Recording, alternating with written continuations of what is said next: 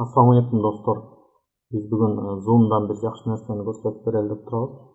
Bu so'rovlar bo'yicha Zoom'ga kirganda новая konferensiya deymiz.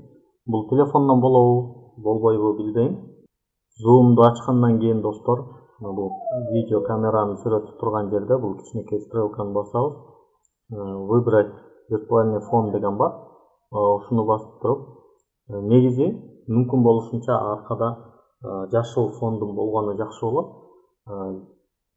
Бул камералардан да байланыштуу. Жаңы ноутбуктардын камералары аркада фон болбосо деле мындай виртуальный фондорду ала бериши мүмкүн, жашыл фон болбосо деле.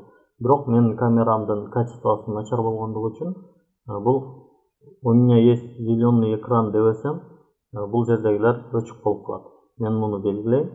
Андан кийин бул жерге өзүм каалаган бир фонду коюп алам. Мына байкаган болсоңуздар, азыр туура көрсөтпөй жатат. Анын үчүн могул жердеги выберите цвет деген жерди басам. Мен аркадагы мүмкүн болушунча денеме жакын жерден жашылды тандасам, мына аркасы мындай болуп фон тандалып калат. Zoom'дун өзүнүн сунуш кылган бул жерде 3 сүрөтү бар.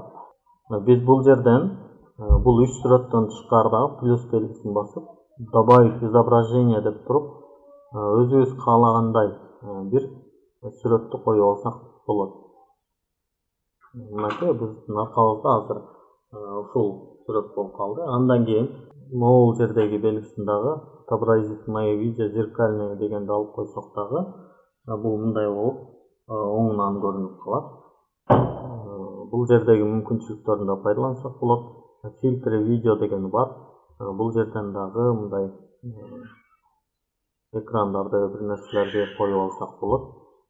Мындай кылып алсак болот. Кыскасы, бул жерин каалагандай тандап колдоно берсеңиздер болот.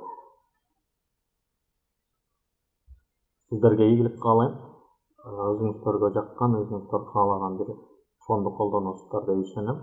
Анан бул жерде дагы менин аркамда бир аз жакшы болбой жатат, анткени жарыктын тийүүсү бул жактан жакшы келбегендиги үчүн кичине караңгы болгон жерлер ушинтип чыгырчыктап жакшы болгон жок.